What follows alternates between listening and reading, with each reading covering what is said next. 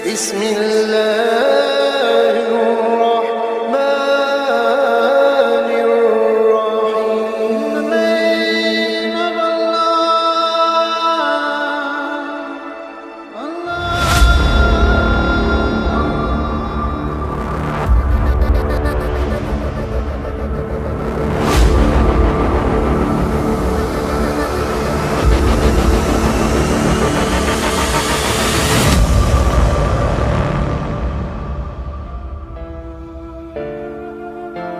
Bismillahirrahmanirrahim. Assalamualaikum warahmatullahi wabarakatuh. Perjalanan atau sejarah berdirinya Yayasan Madinatul Azkar ini penuh dengan lika-liku, suka dan duka serta rintangan. Namun atas izin Allah bisa berlangsung sampai saat ini.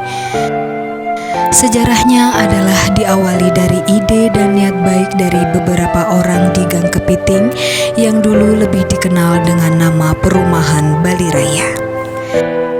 Saat itu, ide dan gagasan ini akhirnya diperdalam lagi pada momen tasyakuran dan musyawarah yang membahas lebih dalam mengenai bentuk dari perkumpulan yang akan dibentuk tersebut.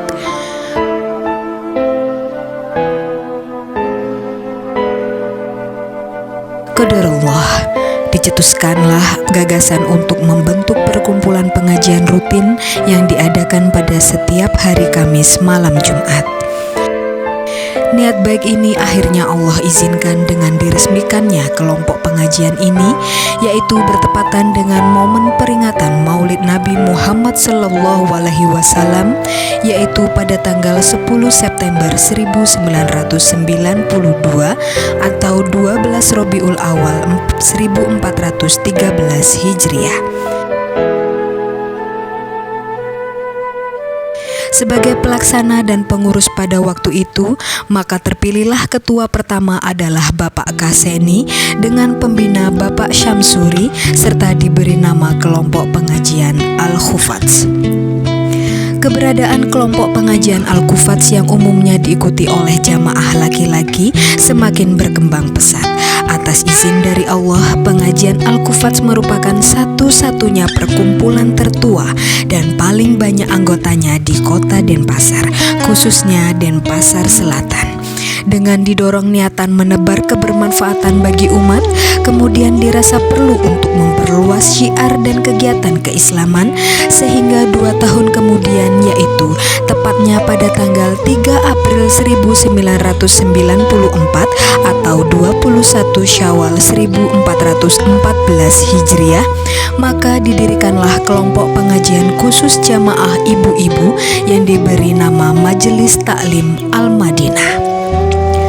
Perjalanan Al-Khufats dan Majelis Taklim Al-Madinah tentunya tidaklah berjalan dengan mulus. Namun dengan rahmat dan izin dari Allah Subhanahu wa Ta'ala, maka para pengurus dengan salah satu penggagasnya adalah Bapak Slamet Riyadi memiliki niatan yang lebih besar lagi agar dapat memberikan pendidikan Islam sejak dini kepada generasi muda Islam, yaitu dengan mendirikan Taman Pendidikan Al-Quran atau TPQ yang diberi nama TPQ As-Siddiq.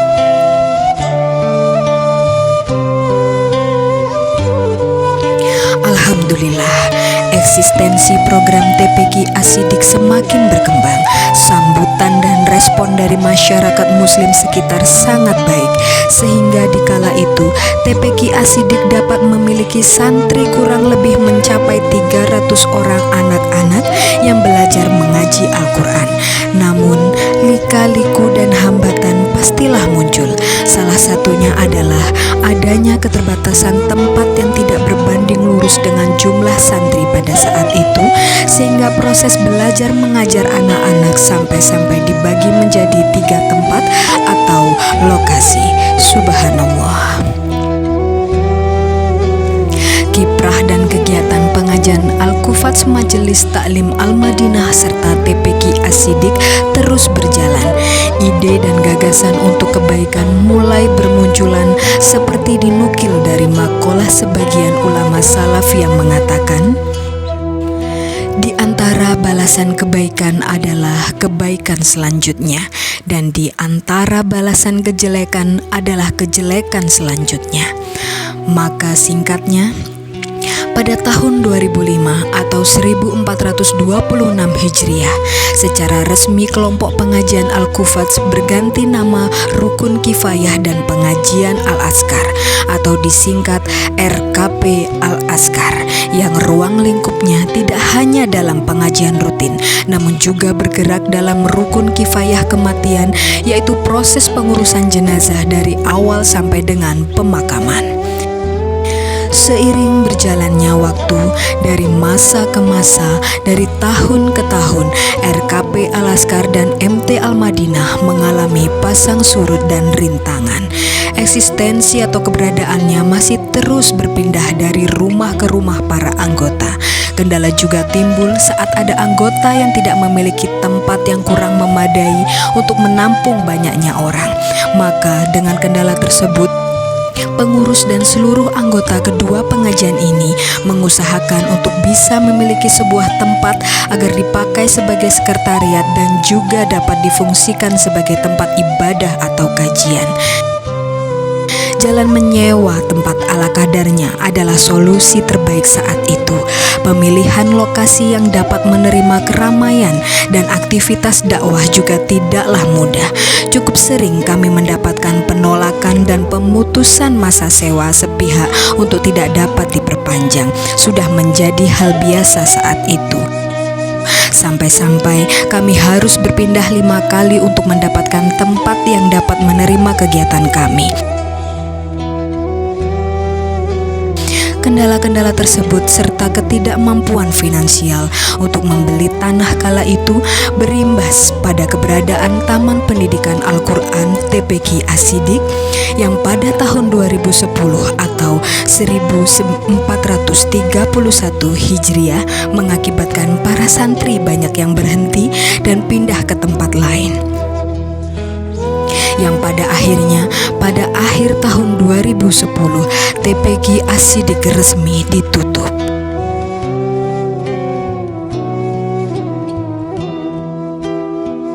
Dan menjadi bagian dari cerita bahwa dulu pernah eksis dan pernah berkontribusi dalam ta'limul Quran. Niatan kami untuk tetap menebarkan kebaikan di atas jalan dakwah tidaklah surut. Kendala dan hambatan bukanlah menjadi rintangan, namun menjadi pemecut semangat untuk semakin mewujudkannya. Maka demi menjaga keberlangsungan kegiatan dan eksistensi organisasi perkumpulan pengajian ini, serta tentunya semua atas izin Allah, pada tanggal 9 Desember 2022 atau 13 Safar 1444 Hijriah terbentuklah yayasan yang merupakan gabungan nama dari dua perkumpulan pengajian Al-Azkar dan Al-Madinah dengan diberi nama Yayasan Madinatul Azkar Bali. Dengan penggagas dan pendiri yaitu Bapak Haji Mardi Sumitro SE, Bapak Abdul Aziz SPDI, Bapak Arif Haryadi, dan Bapak Haryanto serta 9 orang lainnya. Alhamdulillah.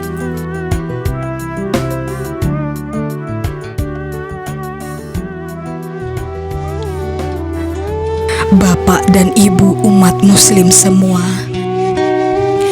tempat ini, lokasi ini, yang kita duduk bersama ini, semoga menjadi tempat yang terakhir perjalanan panjang dalam mencari tempat untuk berkumpul, bersilaturahmi, belajar ilmu dan mengaji bersama. Kami menyadari tanah dan bangunan ini butuh perjuangan yang tidak mudah dan butuh kerja keras bersama agar bisa diwujudkan menjadi milik umat. Nilai 1,2 miliar juga bukan nilai yang kecil, tapi kami hakul yakin bahwa intervensi atau campur tangan Allah Subhanahu wa Ta'ala akan selalu datang, bahkan di ujung batas kemampuan manusia. Maka dari itu kami mohon doa dan dukungan Bapak Ibu Saudaraku semua agar cita-cita mulia kami untuk memiliki tempat sendiri dan permanen dapat terkabul atas izin Allah Subhanahu wa Ta'ala. Menurut Profesor Dr. Mutawalli Asyarawi, seorang salah satu ulama termuka, mengatakan, jika Allah mengambil darimu sesuatu yang tidak pernah engkau sangka kehilangannya, maka Allah akan memberimu sesuatu yang tidak pernah engkau sangka akan memilikinya. Karena sejatinya manusia datang dalam hidup ini tanpa membawa sesuatu, lalu ia hidup berusaha mengejar segala sesuatu. Kemudian ia tinggalkan segala sesuatu itu dan pergi tanpa membawa sesuatu. Lantas ia dimintai pertanggungjawaban atas segala sesuatu itu. Maka harta yang diwakafkan di jalan Allah lah yang sejatinya menjadi bekal terbaik. Wallahu a'lam bishawab. Wassalamualaikum warahmatullahi wabarakatuh.